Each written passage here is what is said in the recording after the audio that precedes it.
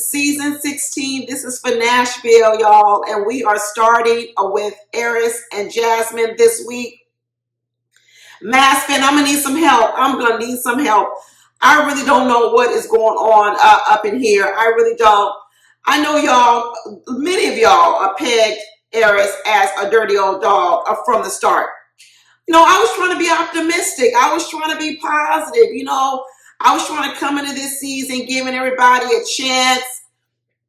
And I was trying to give Airris a chance, y'all. I really was. I was trying to believe his stories. But this episode, let me tell you, this episode, everything went completely left. I'm with Kirsten now. I'm giving out strikes, and I gave Airris 3 strikes this episode. 3 strikes. 3 strikes, he's out. I gave him 3 strikes, y'all. First of all, before I even get to his strikes, this cousin, Val, is that her name? Is that what they calling her? Because I got another name for her if that ain't her real name. I got another name for her. She is so out of pocket. She is so out of pocket, and she showed up once again without a bra. She went home the night of the wedding. She laid her head on that pillow. She got a good night's rest. Probably not a good night's rest. She came back the next day for breakfast. So she came back for breakfast with the same bad attitude and the same outfit darn near with another no bra. Girl, get a bra. Before you come talking to me like this, go put on a bra. Did you see the way that she was laughing at Jasmine? Talking about her answers. Her answers sound so passionate, and she's up here laughing on the little video camera with the producers. That's so tacky. She better be glad that Jasmine is a beauty pageant and she does know how to keep her poise and composure, okay, under a scrutiny such as this one, because an ordinary girl who didn't have any practice staying poised and composed might have told her all the way off. They really might have told her all the way off. She's so worried about Jasmine having a boyfriend for 7 months ago, and her cousin was the one sitting over here sleeping with somebody a day before he found out he was getting married. Girl, you're looking at the wrong thing. That's why I tell you she does not have a genuine spirit. She's not here looking out for Airris. Just like I said last week, she's here looking out for herself because she's so busy pointing out things on Jasmine, and she's overlooking everything about that cousin, who I'm now saying, I'm agreeing with all y'all. I think Jasmine got a 14th dog, and that 14th dog is going to be Airris.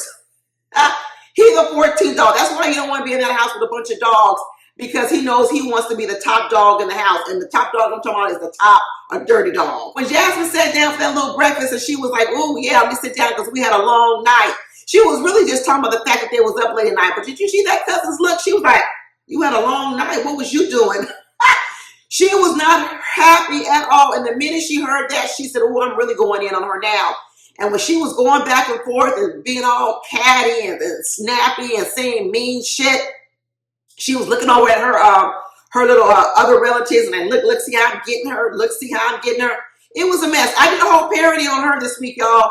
I was inspired to do a short little parody. Didn't have time to do a long one, but I'm going to leave the link at the end of this video. I'll be sure to check it out.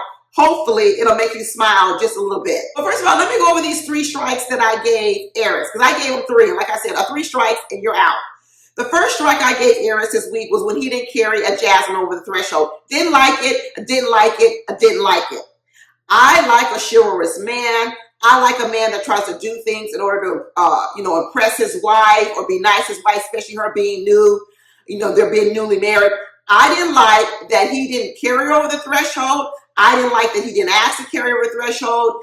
I didn't like any of it. And I actually didn't even like Jasmine didn't ask him to do it. Because what I'm learning now is Jasmine steps out and does too much stuff for men before she allows them to do things for her. So let me tell you, 2 people need to improve. But today, my foot is going to be on the neck of Airris, because I do think there's some things that Jasmine needs to learn in dating. But right now, for this video, my foot is going to be on the neck of Airris because I was not happy and not pleased. 3 strikes. First strike, not carrying her over the threshold. I wasn't happy. He did impress me because he was giving her compliments, telling her how nice her dress was, how pretty she looked. Then I started thinking, oh, this is all game. This is all game. You running game now. Now you're running game because you want to get her into bed. So now all these compliments are because you want to get her in bed. I'm not feeling like they're genuine because I'm not seeing you do sweet things for her. You see, when you say sweet words, then you do sweet things. But when you say sweet words, but you don't do sweet things, why are you saying the sweet words? And I think it was to get her in bed. I know he said he was tired and everything, but he's just priming it. He's priming it. I'm not believing him anymore, y'all. I'm not believing him. My senses are up. You know, normally I'm the type of person where I like to give people a chance, but the door is closing on him because I'm telling you, I gave him 3 strikes this episode. 3 strikes, but not over the threshold, carrying her over the threshold. That was the first strike. When they woke up the next morning, you know, he's talking about how was my cuddle game? Cute, cute. I got it, Airris. I like that. I kind of like the fact that he had some cute little banter with that. Second strike, he didn't get up and get breakfast at the door. 2 things happened. One is she said, do you want me to go and get it? And then she got up and got it. Should have done it. She should have never even asked if you wanted me to get up and get it. She should have laid in that bed and let that person knock 15 times and never got up. So he'd get his butt up and go get it. Then even when she asked, I didn't like that he said, yeah, I'll get up and get it. Now here's another part where I'm giving him a second strike on this. Because you later find out from the after party, because he's on the after party, all that was staged. Well, it looked like it was staged. It looked like when the camera started on them, they was fully awake in bed. Come to find out, Airris had already gotten up and gone in the gym in the morning before breakfast even came. So when he got back, they probably had to recreate the scene of waking up. So he probably got undressed, got in the bed, and then the knock at the door came for the breakfast. These producers. But let me tell you why I'm giving them the second strike. Because you mean to tell me on the night after your honeymoon, you got up and went to the gym? You gonna crawl out of bed with me on my next day after the honeymoon? You couldn't even lay in the bed with me for one morning. You couldn't miss a gym workout for one morning. 2 strikes, 2 strikes, 2 strikes. Not liking it one bit. I'm starting to get a lot of these little selfish, only child vibes. I really am starting to get them. Not just maybe player vibes. I'm really starting to get selfish vibes from Airris. That's really what I'm getting. I'm getting a lot of selfish vibes from him. Self-centered, thinking about me first. What do I need? What do I want? You second. Let me tell you where strike 3 came. Strike 3 came after Jasmine came back from breakfast with that cousin, and that cousin chewed her out and spit her out and said all that stuff about her.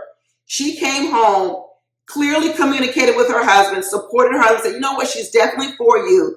You know what, I really like Jasmine. I like the way Jasmine speaks. I like the way Jasmine puts things.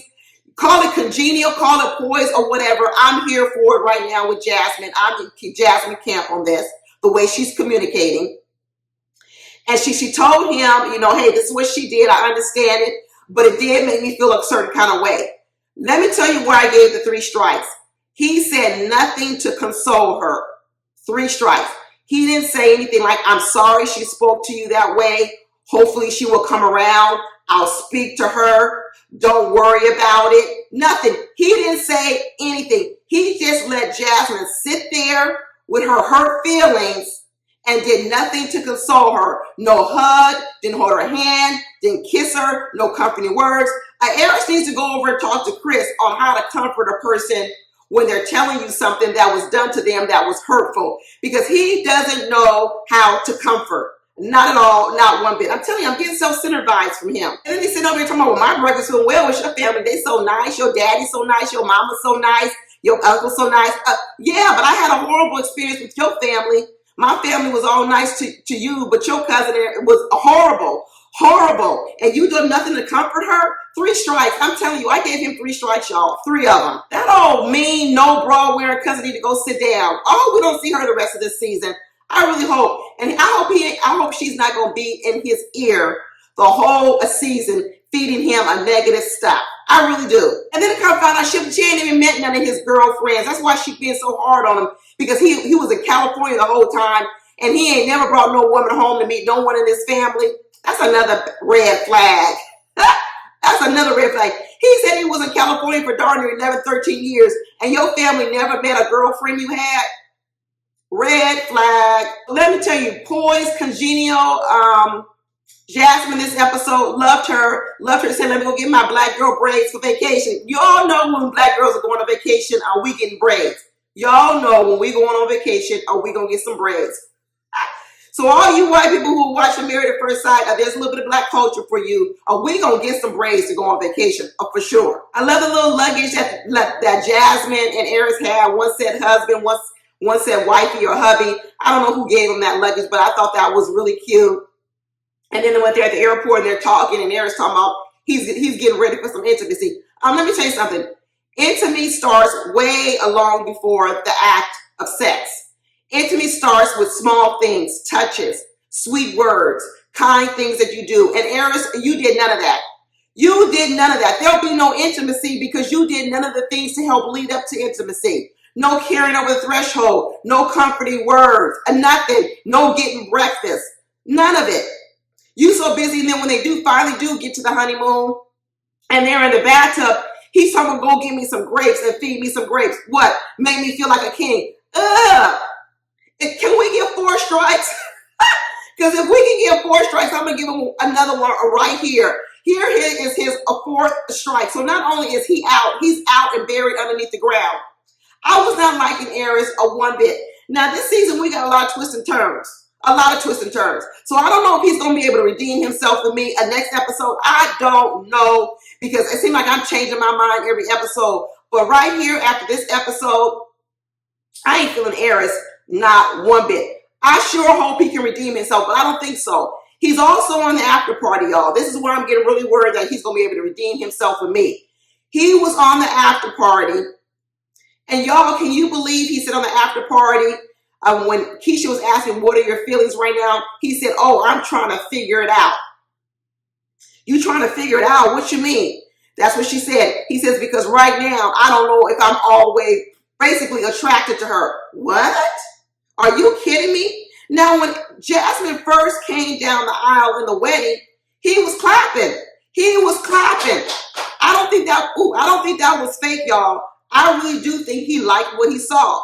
Something happened. Something went wrong that he's going to throw some shots like this at the after party and say, I don't think I was attracted to her. The only thing I can think of is once Jasmine got close up and he saw those teeth and he heard about those dogs, I think he did lose some attraction to Jasmine. I really do think that. But when she was walking down the aisle and she was from afar and she was walking and he was clapping, I think it was genuine happiness.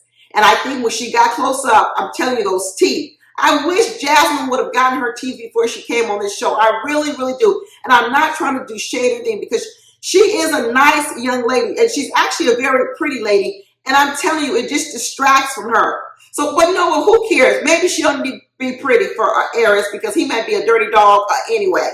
But I'm starting to believe that maybe that did affect his attraction to her. He was saying, when Keisha asked him, well, what's your type? He said, Lauren London. He said, Lauren London, y'all. And I'm telling you, if I'm married, if anybody ever asks my husband what his type is, and I'm married to him, he better say, what difference does it make what my type is? That's my wife. That's my type. He better say, she's my type. Is there a 5th strike? Can I give a 5th strike? I'm giving it today. 5 strikes for Airris. You can't recover from 5 strikes, y'all. I really don't know if you could recover from 5 strikes and a nasty-ass cousin. This might be over, y'all. This might be over with me. I don't know what I'm going to be doing next week. You're going to have to tune in to see what I'm doing next week because I don't even know what I'm going to be saying next week. Anyway, that's it, y'all. I'll talk to you later. Bye.